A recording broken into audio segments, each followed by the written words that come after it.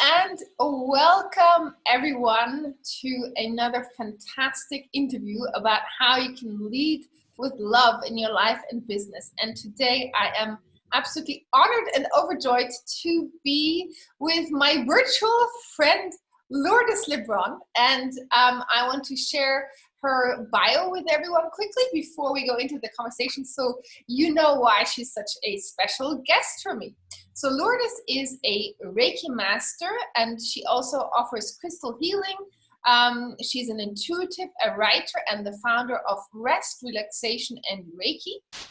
As an intuitive, she uses a variety of energy healing modalities to help people heal their past, find peace in the present, and gain hope for the future. You can find a variety of energy sessions and free resources on her website, which is reikifromlourdes.com. And her YouTube channel, which is how I found Lourdes, has over 1,000 videos that introduce people to the transformational effects of Reiki and energy work. So I'm super thrilled to have Lourdes with me. So hello and welcome, Lourdes. Thank you so much. Hi, it's a pleasure to be here. Thank you so much. And maybe I'll just share a little anecdote about how I found you in the big sea of YouTube videos. So it was actually probably already 7 years ago, I believe 6-7 years ago.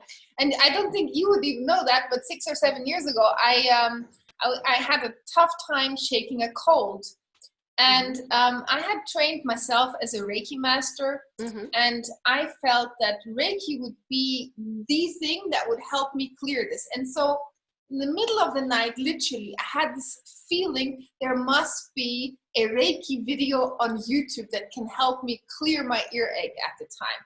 So I got out of bed and I typed Reiki on YouTube, and yours was the first video I found, and I played that all night, and I woke up feeling 10 times better in the morning. And so that's how I became a fan of Lourdes, and she puts so much love and care into her YouTube channel, so everybody check it out.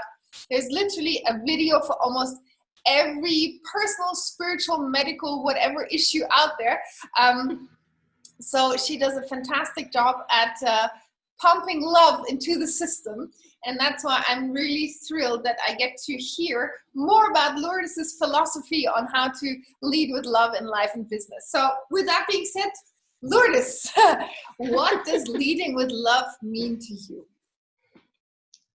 Leading with love means to me, leading a very compassionate, open,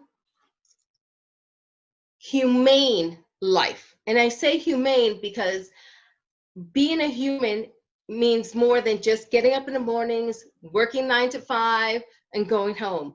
It means being aware of the world around us, treating everyone with dignity and respect, working to make our lives better and the lives of the people around us as well.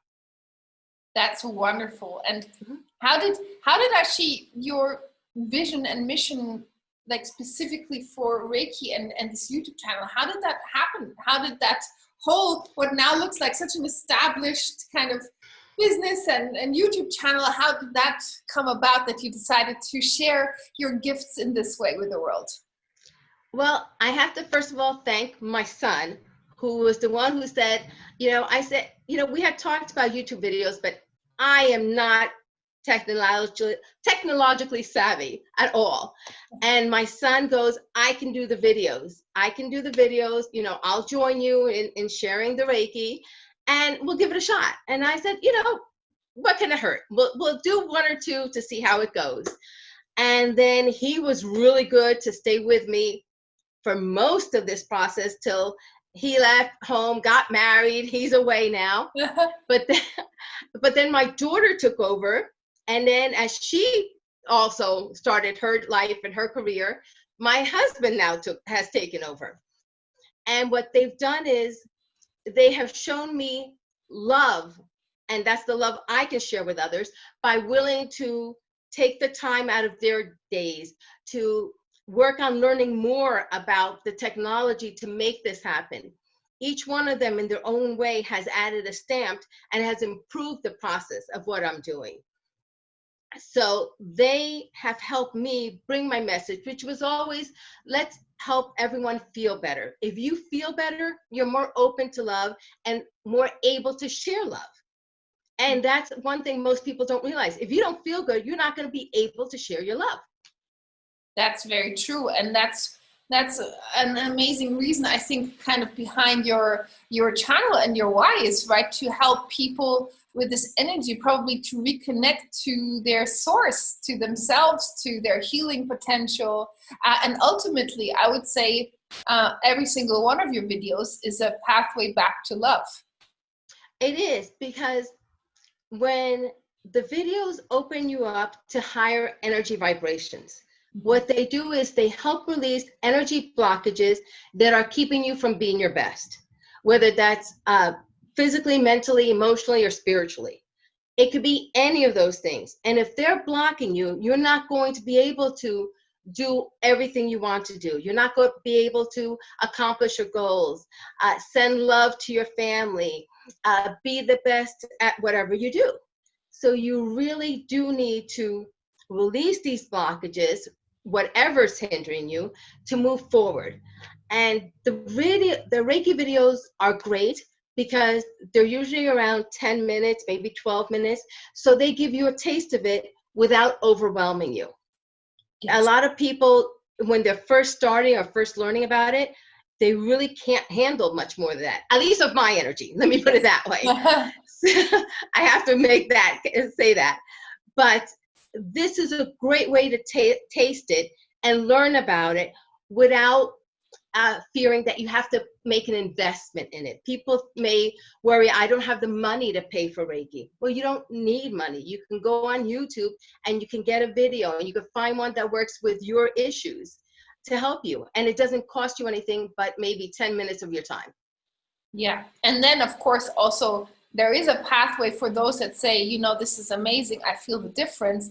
And then also, you know, work with someone like you to say, okay, here are all my variety of issues, and then you can come in and support them, which is beautiful, that your love offering allows everybody to kind of find the right path, depending on wherever they're at on their journey, right?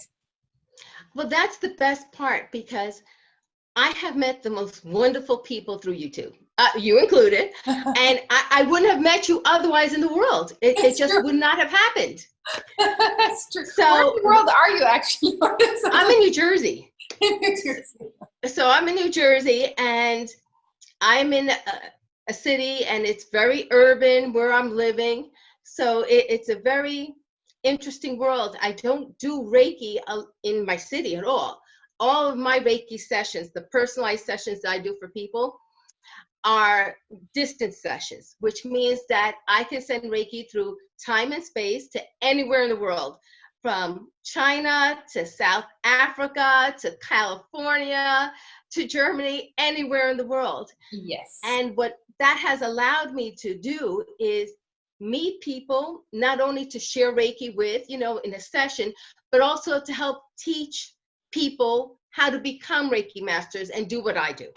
Yeah, and then you have almost like this proliferation impact that you can multiply that kind of love vibration in the world. And as a fellow Reiki master, I appreciate so much that you do this. And now we are both, of course, Reiki veterans. So maybe for somebody who's listening to this and they're like, maybe I've heard the word something with energy healing, but they don't know exactly what it is. Maybe you can share just a little bit about what Reiki is. Reiki is loosely translated to mean universal energy. What it really is, it's the energy of the universe. It's not just the energy of the world, it's one frequency of the universe. And I say one frequency because there's so many other types of healing, and they all make up the various frequencies or vibrations for this universe. So when I share Reiki, what I do is I become a channel. I am a copper wire where the Reiki comes through me, and people just think, oh, it's just from the crown chakra on down, you know, from the heavens. It's not just from the heavens. It's from the heavens and from the earth, both combined together to flow through me to the other person. or the situation or the thing or an animal, because animals are just as open to Reiki as, actually more open to Reiki than people are. And you can send to situations and you can send to things. I know I have Reiki'd my computers, my cars, anything that has had challenges, I've Reiki'd. So it's not my energy, because people ask, don't you get burnt out? If it were my energy, I would have been burnt out long ago, because you just can't sustain that. But Reiki isn't my energy. What I've learned is, with doing this time and time again, I can handle more energy now than I could in the beginning, because I've become stronger. It's like a muscle, working a muscle, just like with clairvoyance and clairaudience, the more you do it, the stronger you get. And that's what happens with Reiki. Yes, absolutely. And I know exactly what you mean. And maybe that's an interesting leap into the question of how do you, for example, personally connect to your heart, your intuition, beyond just like the Reiki energy? How do you get in touch with yourself and with the heart and intuition? That I use various processes, because what I have realized for me and for many people is that you get used to one thing and then it doesn't work anymore because you're so used to the vibrations. So for example, let me see, sometimes I use crystals, like this is a rose quartz. This I need to use pieces that are strong, and for me, rose quartz is one of those minerals that only can last like 15-20 minutes before I burn it out. So rose quartz is one. I also like to place my hands over my heart chakra. And when I do that, I imagine white light or pink light. It doesn't have to be Reiki now. This is just light coming in and filling it up as if I was drinking water, as if my heart chakra was parched. Donna Eden has an energy medicine routine, a daily one. I love to do that because it helps open me up. There's so many other ways to do it. One thing is meditation. Meditation is a great way to remind me to open my heart up, as well as yoga. You mentioned yoga. That's a wonderful way to do it. Yes. Walking in nature. When you're out in nature and you're exposed to the energy, you just feel better. Yes. And that's another way. So there are many different ways depending on how you feel, what you can do, and where you're at, because that's also important. If I'm in the city, I may not always be able to go outside into a park. So then I'll try something else. And it also depends on the person. Many people think it's a one size fits all, but it's not. It's never one size fits all. I use the Reiki videos as well, but I may ask somebody else for Reiki. I have somebody I work with as well. So energy healing is always good, but we can do so much more than just energy healings. Yeah, that's a beautiful thing. I think once we get curious about how we can listen to our hearts, we find all this, kind of buffet of options of how we can do that, right? And you're absolutely right also to say, don't just pick a lane and stay in it. Maybe also be open to experimenting, trying something new and seeing, oh, maybe at this moment in my life, or when it concerns this particular issue, maybe something else will work better for you, to hear your intuition, to drop into your body. And, for example, sometimes I find meditation, like you, very helpful. But, if my mind is already overwhelmed, actually a silent meditation is tough to take. So actually a guided one will be better.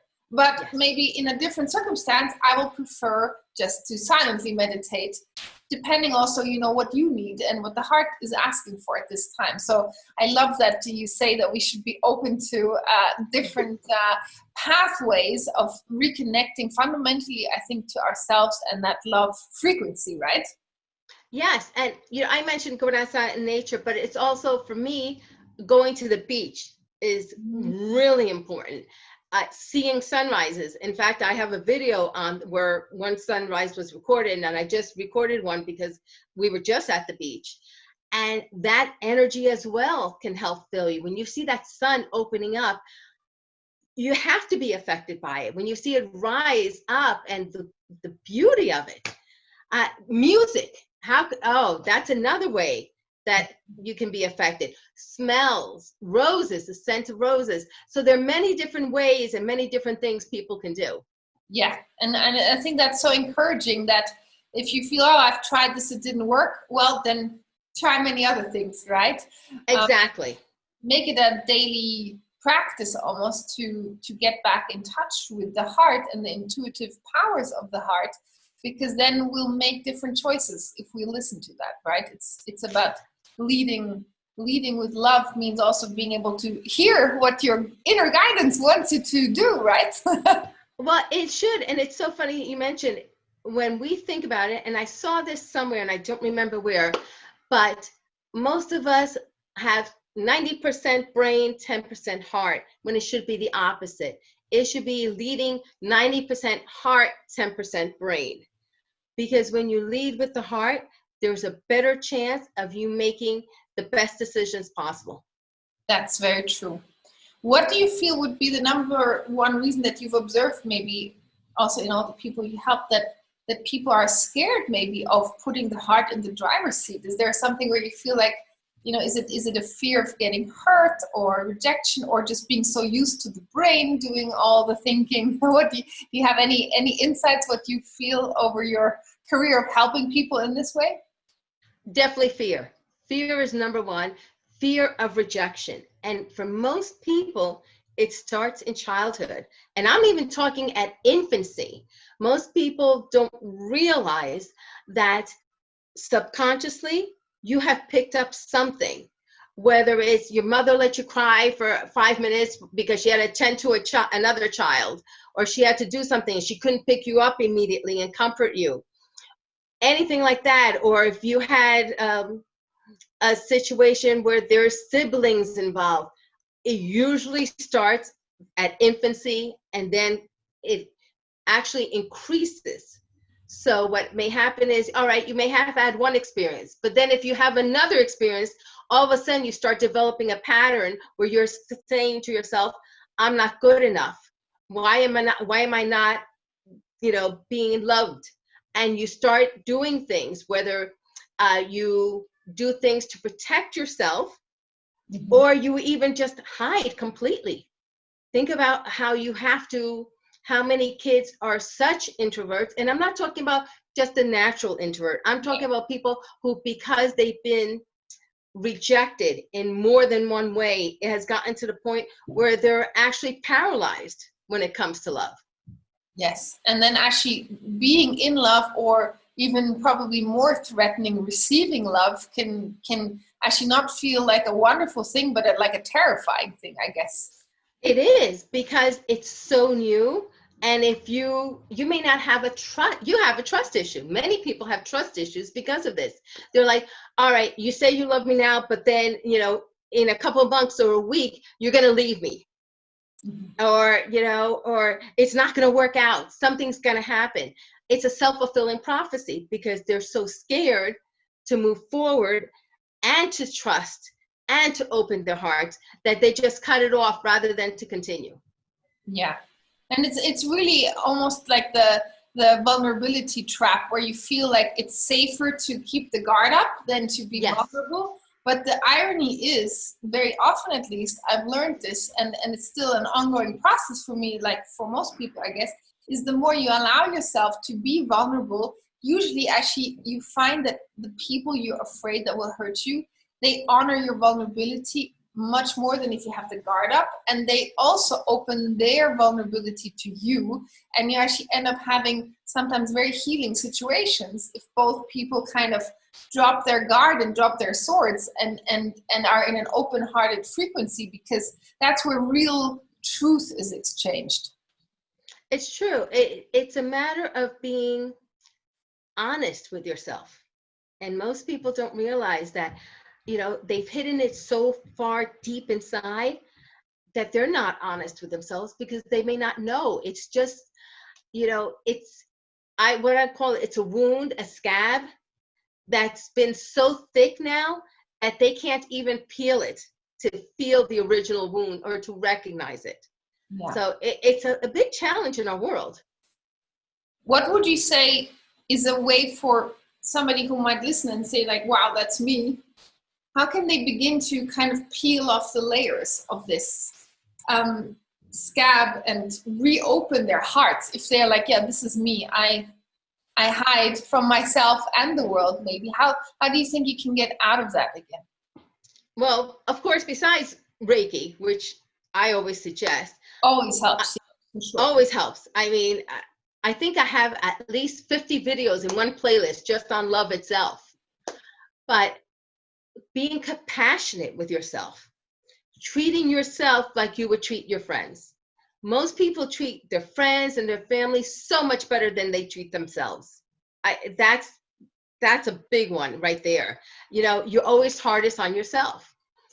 Then I am going to suggest, and I suggest to many people, is to romance yourself. You know, treat yourself like you want someone else to treat you. Buy yourselves the flower, buy yourself some candy, buy yourself that use the candles in the house. Spend time in a tub if that's what you like to do. Show yourself the love that you want others to show you. And then when you start doing that, you start opening yourself. As you start this process, then I recommend, journaling if that's what feels good to you, or something else that's creative, whether it's drawing, where it's knitting, or something that would allow you to express yourself, whether it's pain or joy, and move forward. Some people I know who crochet or knit make a wound blanket, where when you start feeling upset, you crochet or knit it so it absorbs the energy. And then what you can do is you can use that blanket after a while. I would clean it, and does the actual physical action of cleaning it, dumping it in water and soap, and maybe perhaps with a little salt if it's possible, and putting it in, and maybe even a drop of a rose essential oil to fill it with love, and then just letting it go. And that helps a great deal. And that's something that most people don't realize, that their creative processes may help them. Yeah, that's beautiful and very true. I think that's a beautiful advice to give to anyone. And maybe, have you, for example, had a moment in your life where you were confronted with the choice of following love or fear, and maybe how you managed to choose love even in a moment where you maybe were presented with the fear option as the better option or the safer option to go into that? Something that I don't often speak about is I love my husband. My husband has been the most wonderful blessing in my life. We've produced 2 wonderful children, and the family continues on. And we had a very hard time. His family wasn't open to receiving me. And no matter, it just was not a good fit. It was just not. But we chose love. Love was what won over. And I'm so blessed. We've been married 33 years now. And each year has been eye-opening. It's growing. We're best friends. We love to explore and do things together. So I consider myself very blessed to have chosen love over anything else. That is a beautiful story of love making the day. Yay. And I know this is not an easy thing, because many people are bound by also what their families say and what they think is the right thing. And then going against that and choosing love is not easy. So how wonderful for you that you did this, and for your husband as well, of course. Well, he's very special, and I'm very blessed that he's strong enough. He was strong enough to, break away from them, and that takes so much courage to do, to leave your family to start a new family. And I'm always giving thanks to the universe for the gift of him. That couldn't be nicer. I love that. I absolutely love that. And shout out to your husband. And if you had to kind of give somebody an advice who's maybe also in their business or personal life, they're trying to lead with love or looking for ways to amplify how they lead with love, do you have any advice for what you think somebody could do? Maybe let's take the business side, because we haven't explored that so much. Like how do you think somebody could put love at the forefront of their business? For me, if your business is driven by a passion, and if you have that passion and your passion is able to be translated to help people, you will be able to succeed. But my whole thing is you have to visualize the outcome, visualize how you want it to go. So I've always visualized filling the world with love. That was always something I've always seen. And I see love, and I see pink light all around the world. I still do it. Every day I visualize sending pink light to the whole world. I didn't realize that for me it was going to be through Reiki, but that was how it turned out. But for anyone else, if they could see what they're doing as going out into the world and filling it with love, it's just a visualization, a pink light. So let's say if you have a website and you're offering a product, you would see your website on the computer and imagine people turning it on and feeling great about whatever product or service you have. And then just visualize the good, visualize or feel it. Some people smell it. Like for me, roses is like the greatest scent. So roses, some people taste it. And for me, that would be chocolate. I can't eat chocolate, but it would be chocolate. But you can do it in anything, or hear it. If it's a beautiful sound or beautiful music, you would hear that sound just filling the world. Or you would imagine everyone being able to enjoy chocolate like you do, or smelling a beautiful scent like roses. For some people it might be food, but for me it's roses. And of course, pink light, if you can see it, you would imagine pink light. And imagine people being attracted to that. You know, imagine that your website is a magnet and it's attracting people to you. Or if you have a storefront, you would do the same thing. You could have a picture of your storefront. Or if you have a product, I would hold, like if you had, I have the blanket, but let's say I sold blankets, I would imagine people wrapped in this blanket and feeling love at the same time. So it's a matter of spending a few minutes every day just working on that. And I'm not talking 10 minutes. I'm just talking maybe 1 to 5 minutes at most. Yes. And doing that every day. That is a gorgeous practice, because basically you're almost infusing love into the business at a cellular level. And you're from there on out, you let love do its thing, because love knows what to do, right? When we put exactly love in there, love will attract back that same frequency. Well, that's, you know, I've done that with my website. I have filled my website with Reiki so that anyone who is open to receiving it be filled with it. They don't have to buy anything. They can just look at it. They can read the articles. They can just, even just look at the pretty flower pictures, even if they just wanted to do that. But that they would be filled with energy, and that energy can then go out into the world. Yes, I think that is a great advice for any entrepreneur is go cellular, infuse love everywhere. Exactly. You can't go wrong with love. Yes. It will attract the right people to you. Yes. And actually, I think that's an important point, because many feel that, you know, a business has to be priority profit driven. But I think a love driven business actually is even more profitable, because you are attracting the right people.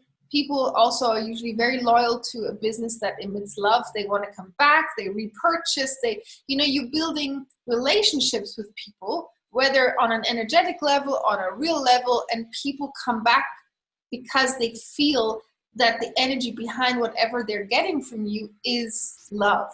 And yes. I think that's a beautiful way of building a sustainable foundation.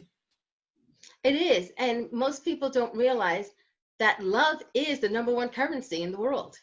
It's not the physical money. People just think it's money, money, money. It's not. If you're open to love, you're more open to receiving not only love, but guidance from the universe. People don't realize that the universe is love. And if you're open to receiving love and sending it out, you're going to get more of it back. Oh, you know what? My heart skips a beat when you say that. That is absolutely true. And it's interesting because this money topic is for many entrepreneurs, it's a big topic, right? There are money mindset issues, limitations. And often though, if you dig really deep under all of these money stories that we can have as entrepreneurs about, oh, I cannot charge this, oh, this won't work, oh, all of these money worries, really there's a money trauma that is much deeper, and that actually is more, I would say, a love trauma than a money one, which is I'm not good enough to receive. It's true. I agree 100%. With most people I work on, where it's an abundance, when we're talking about prosperity, the number one issue is not allowing yourself to receive, not feeling good enough. And that's self-love. Again, it goes back to love, and most people don't realize that. You know, money is a form of energy, just like love is a form of energy. And love can help balance everything out and bring more of the abundance you want. You can work in converting love into money and vice versa. You can love what you do. Yes. So why can't what you love doing bring you more of what you want? It works. It's actually love and abundance together. I think they're actually at a similar frequency. Yes. Because they're both showing the beauty of the universe and the beauty of co-creation, really. And they're all, both are about giving and receiving. Both are.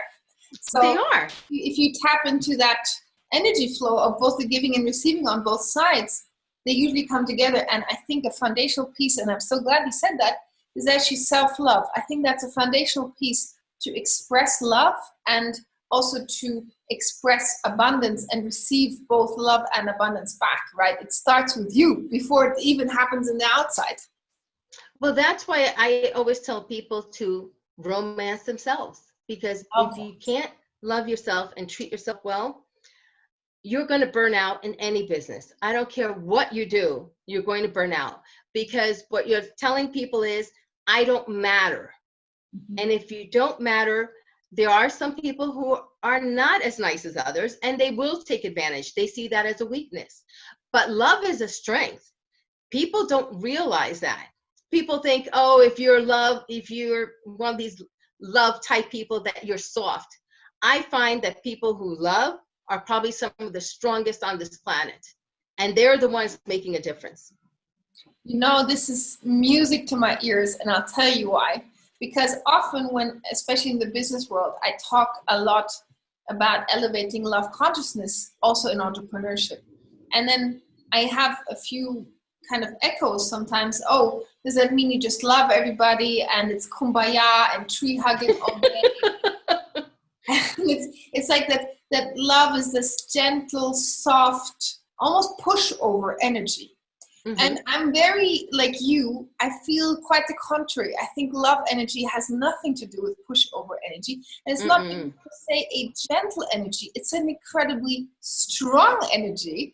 And if you channel that both in yourself and outside of you, you have immense powers to transform the world, transform your life and your business. And I would say you're much more powerful than somebody who's maybe driven energetically by either fear or the hunger for money or hunger for power in the traditional sense, right? It's true. Many people don't realize that. Just because you can see the good in people doesn't mean that, like you said, that you're a pushover. No, it means you understand the quality. You may understand their motives, but you also understand what makes you happy and what you can do to make the world happy, but you have boundaries. And most people don't think that. Most people think you love and there are no boundaries. No, it means you're strong enough to love yourself, enough to say yes and to say no. Yes. And that alone makes it so much better, because when you love yourself and you have those boundaries, you can then give your energy to other things or spread more of it out in the world. Yes, and actually boundaries is a hot topic, I think, because I think when we think about love, many think love is unconditional, and I think it is, but they think unconditional in the sense also of limitless. And I would say it is unconditional, but it has boundaries, and it has to have them to protect you and ultimately to protect them and the outcome for everybody. Because if one person in a setup misses out or loses or has a disadvantage, then it's no longer in a love vibration, right? So it's about having boundaries that protect everybody, and everybody wins with boundaries. It's true. We do need some boundaries. People think, for example, we both have businesses where we're dealing with people who are sensitive, who do love. Yes. But if you don't have those boundaries, you are going to get hurt, and other people are going to get hurt because they're not going to learn how to understand people's boundaries, how to move forward without hurting you. You know, it's all about life lessons. We're here to help each other with life lessons. Yeah. And by you saying no, you may help that other person understand that, okay, why is there a no? Well, there's a no because of many reasons. One, that person may not be the right person for you to approach for anything specifically, or maybe there's something inside of you that needs to be released to move forward. Most people don't realize that it is a contract, that we bring people into our lives that, yes, love us, and we bring people in our lives that don't, and we learn from both. And that's the most important thing, that everyone and everything and every situation is here to teach us something, and it's usually to either open us up to love or open them up to love. Yes, and you know, this is a very true thing, and I think even and sometimes even especially the people we love, I think some of them are mandated specifically to trigger our traumas. Yes. And you know, especially many people have this, like, you know, growing up, they had difficult relationships maybe with the mother or father figure, or later on a key relationship in their life, and the love was there, but so were the triggers, right? And then you have this dynamic of the, well, if it's love, why does love trigger me, kind of, you know? But I don't know how you feel, but I think sometimes love is meant to trigger you also, because somebody that loves you and that you love back, they have permission to go deeper in your soul layers and kind of ruffle some feathers that are going to release traumas for you, because maybe you don't have access to them by yourself, and through that loving trigger of somebody else, maybe that gives you the potential to get in touch with those parts and heal them within yourself. So even there, your soulmates can sometimes also show up as triggering soulmates. Yes. Well, we have soul contracts with them. Exactly. And people, you know, their relationship contracts, their soul contracts, there are many different contracts we have. And these people are in our lives for a reason. They're here to help us grow one way or another. It can be easier or it can be harder. Like, I'm going to get you one way or another. Exactly. I want it as easy as possible. That's it. I am going to try to make it as easy as possible. Yes. But it's not always that way. It isn't. And that's life. Yes. You know, it's life. It may not always be as easy as we'd like, but we can still try to make it the best it can be. Absolutely right. Absolutely right. And, you know, you have such a beautiful perspective on human interactions and how these whole dynamics work. If we take it even one level higher, what would you say is your vision of love for the future of humanity? Where would you love to see humans as a collective kind of evolving to? I'd like to see a world where my nieces, nephew, grandchild, any future grandchildren can live where they're accepted without people being concerned about their color of the skin, their race, their names, their religious beliefs, their political beliefs. A world where it's accepted and maybe not agreed with, but accepted and said, all right, we have differences. Let's try to work together. It is not a perfect world. That's not going to happen, but it's a world where we can accept differences of opinions, different backgrounds, where people are more open to learning about others. And that's what I find difficult in this world. How many people are so scared to learn about another person?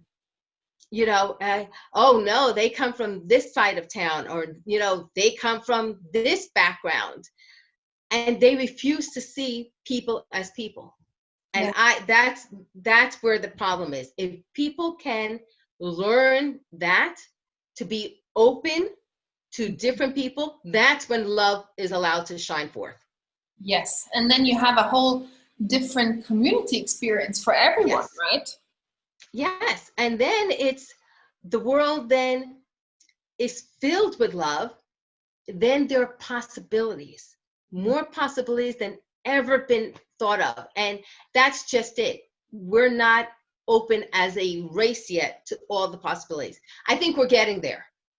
I think that the human race has the potential, Yes. and there's the hope.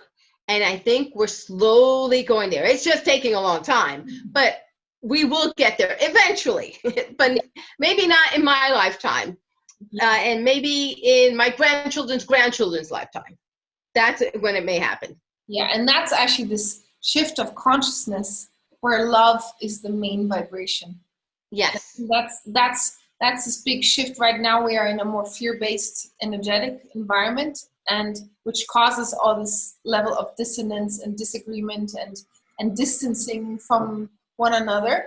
And I think when love frequency really takes over the world, then exactly what you say will happen. That actually differences will lead to curiosity. Well, it's true. And it's so funny you mentioned that. For me, that energy is a feminine energy, because we've been so used to a patriarchal society. And don't get me wrong, we need that energy, but we need to balance it with the feminine energy. And the feminine energy of love, of being intuitive, of being more creative, that will balance. And if you can get that balance, the world will definitely be a better place. I agree. What a wonderful close for us. Thank you so much, Lourdes. This was really a joy to hear you speak about love and all the tools and pathways that we can all use to reconnect to love, and to use Reiki, of course, as one of them as well. And maybe that can lead us into maybe you wanting just to share a little bit about your gift for everybody who's listening to it today. Well, my gift, I always give the gift of Reiki.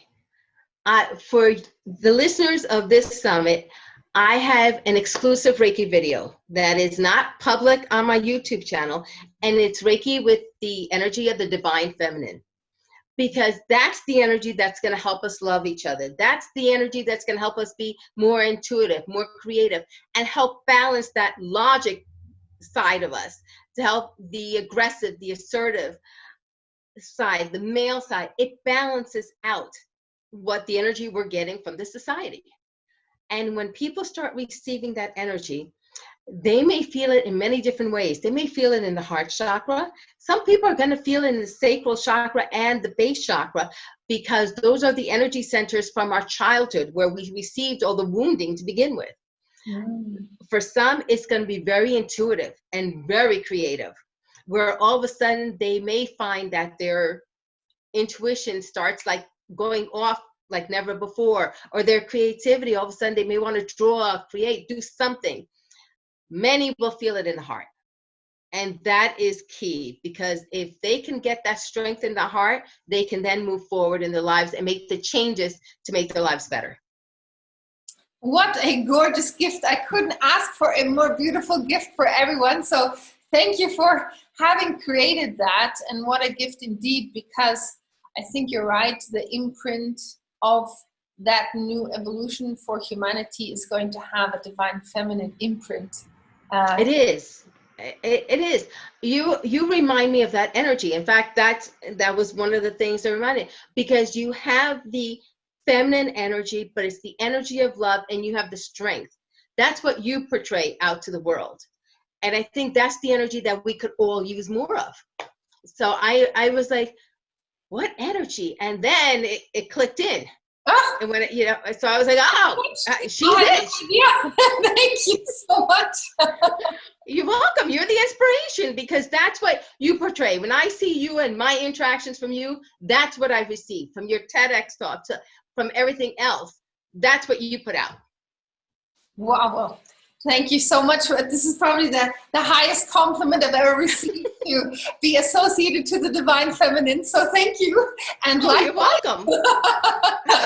But that's it. That's what you have, and that's what we need more of in this world. Yes, and I think you're right. And for me, what is so beautiful to understand, also for the men that are part of the summit, hello men, is that the divine feminine is not a female thing. It is an energetic thing, and men can embrace the divine feminine just as much as women can, because it's not really a gender from a human being perspective kind of thing. It's an energetic thing that we can all embrace, and both men and women can thrive in this new energy that is being born. It's true. It's a yin energy. So you have yin and yang, you have male, female, you have or anything, oil, vinegar, salt, pepper, anything like that. You need to balance. And we've had so much of the other types of energy, the harder, more aggressive energy. Yes. It doesn't mean that if a man uses the energy, he's going to get all soft and gooey. It's not. Although that isn't bad either. Soft and gooey is not bad. But soft and gooey also. But it may make him more open to receiving information, to receiving love, to seeing other perspectives, to being open to other people. And a lot of, in our society, a lot of people are closed off. And unfortunately, it's a lot of men too. Men are because they're told, be strong, no emotions, and that's it. Well, what if you can open yourself up and become a little more vulnerable? You're going to find that a lot more people are going to want to help you out. Couldn't agree more. Absolutely. Mm-hmm. Absolutely. So now we can bring everybody into this energy and thrive together. Yes. That's my goal. Amazing. Thank you so much, Lourdes, for sharing this precious moment with me and everyone here who's going to watch us. So thank you so much. I really appreciate you. You're welcome. Thank you so much for inviting me. You don't know how much of a pleasure it's been. I can't thank you enough. Thank you. Thank you for sharing the love with me and the world, and continuing to do so. So I'm sure this is just until next time. Until next time. Bye-bye. Bye.